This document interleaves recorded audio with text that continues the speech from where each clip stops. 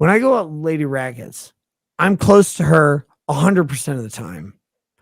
Because if I'm 2 feet away, but I turn my back on her for 30 seconds, a pack of Negroes tries to grab her.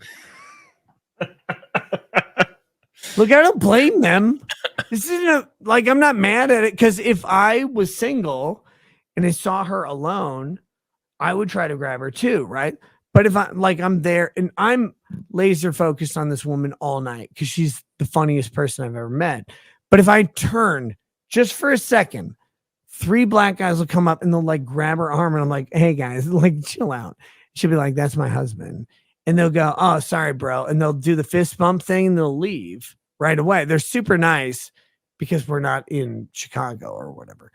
But it's like this weird thing. If a single woman comes out of a bathroom or if they're on the dance floor, it's 30 seconds. So if you're like a guy, you have to pay attention to them. With her, I have to pay attention to her constantly.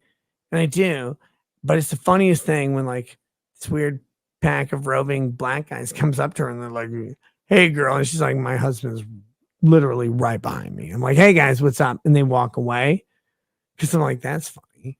Why did you walk away from me? I'm a bitch. Yeah. Yeah. And there's all, but I am racist, Camelot. Like you see those guys, right? And they're all wanting to they'll balls deep, whatever girl, right? Every day. Every day. They're these weird, like 20-year-old dudes. They're black. They have baggy pants down, their baggy pants are sagged down to their knees with a belt on because they're fucking gay. And they wear a t-shirt that's like a 7XL, even though they're 112 pounds. It's weird. Yeah. And I'm over here and like Lady Raggers is like, that's strange. I'm like, yeah, that guy can't even go into a bank. Because if he does, he gets arrested. And those guys are ready to go every day of the week. And then you meet these girls, these women that are super hot, super cool.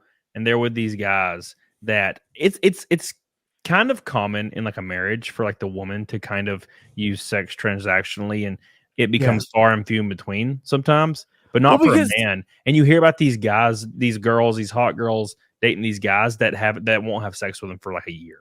No, I'm like, you're right. Dude, I empty my balls. Even if I hate you, I'll empty my balls in your ass. No, you're 100% right, because that's the difference though, right? Like you and me, we're like, holy shit. Cause I've been married for fucking 19 years and I've been dating this woman for 20. We've had ups and downs, but ultimately what we rely on, what we default to is that like we kind of like each other. So you always have this fallback thing. And I don't want to sell it as a fallback as a marriage because you're not looking for something else, but you always know you're going to go home to this person, this thing, and probably this activity. The only thing if you're a married man, here's what you're doing. You're like, baby, stop drinking at 4 drinks. That's all I want you to do. Like, don't drink the 5th drink. Because if you drink the 5th drink, when we get in the Uber, Ahmed is pulling over to let you throw up at the door. And when we get to the fucking hotel, you're going to bed. Like, just please don't drink more than 4 drinks. That's what a married guy is doing. The fucking unmarried guy is going like, drink 7 because I don't know what you do. Yeah. And then they have no like couth or respect. And these girls are going to come home with them. They're going to either like just do what they do, or they're going to wait for the girl. That's even worse. But some of them are going to do that. But like you're in this weird world where like I'm going to go out and have fun becomes this expectation and translation to this specific thing. And most guys and most women aren't on that level, right? Because they're just looking for a person. Well, you're looking in the wrong place if you're doing this thing in the middle of the night at a bar. Yeah. At 4 a.m. Like, go to a fucking restaurant. Just ask out the Applebee's barista or whatever.